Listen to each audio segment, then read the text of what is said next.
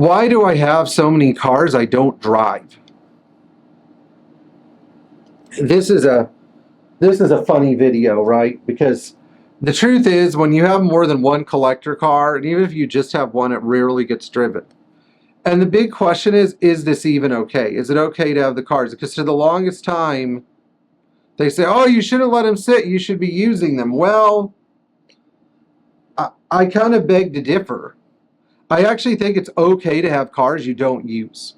I do.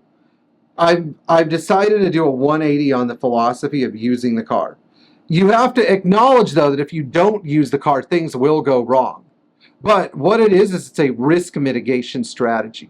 Now, some of you in the comments are going to criticize me and say, oh, but you're not living life to the fullest and enjoying your car, Pierre. I could just imagine somebody calling me with the New York accent. Oh, but you should be driving the car and enjoying it. It's there for your pleasure.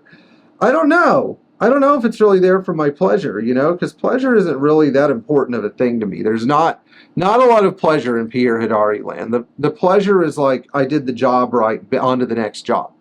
The truth about why I don't drive my cars that much boils down to one thing.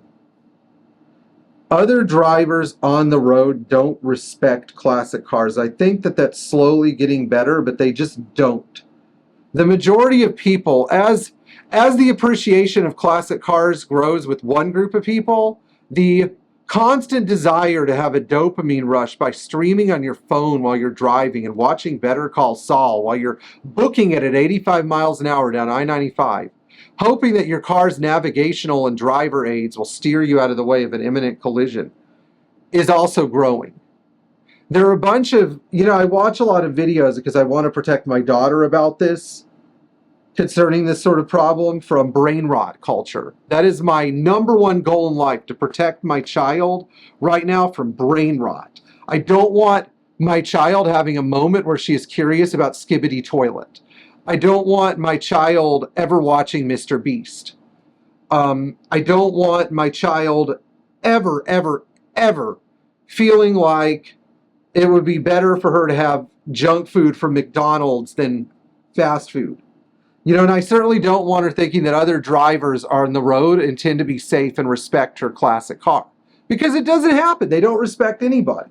So I think that the cars are better off actually going through a state of mechanical deterioration than they are suddenly having their life ended or significantly altered by somebody running into them.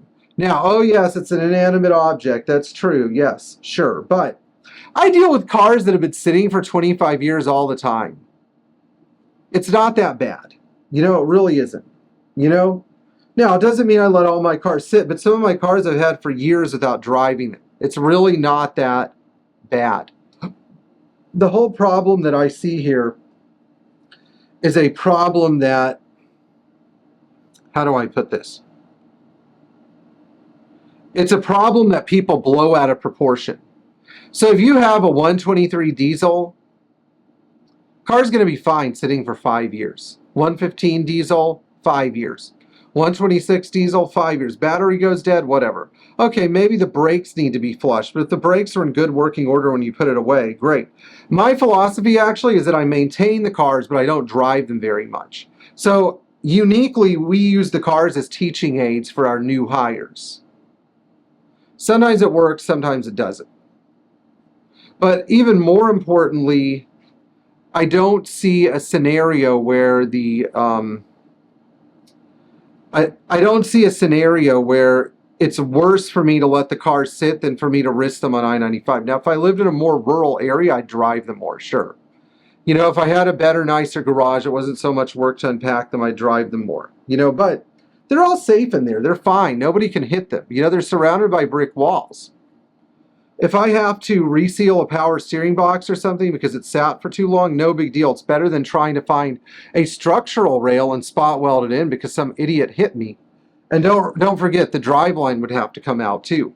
So that's why when my customers say I don't drive the car much, I'm comfortable. When they say I want to use this as a daily driver, I'm like, no.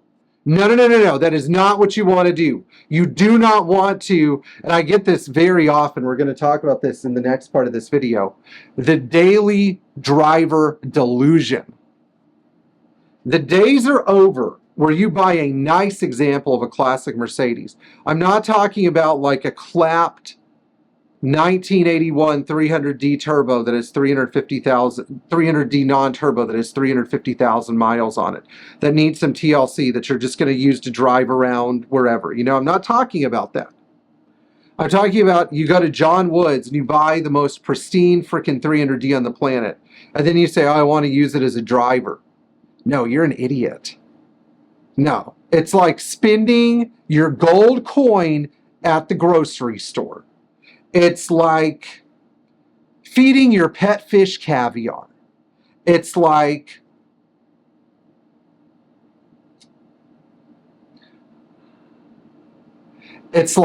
using a fresh Florida mango to make a smoothie with a bunch of frozen fruit. You don't do it. I don't do it. I don't believe in doing it. None of my customers should do it. You need to use the car conservatively. You have to conserve it. Now, Donald Osborne, in a lot of his fantastic sports car market articles, talked about this great principle of conservat, which is conservation, or actually when you translate it a little bit, because it doesn't just mean conserve, it means careful use or considerate use of the car. And sometimes considerate use actually means non-use. In Florida, I wonder if considerate use actually means using the cars at all. I think it means just preserving them and having them and enjoying them as they are, taking them out a couple times a year for something really special. Like our 300 turbo diesel wagon, used only for family trips.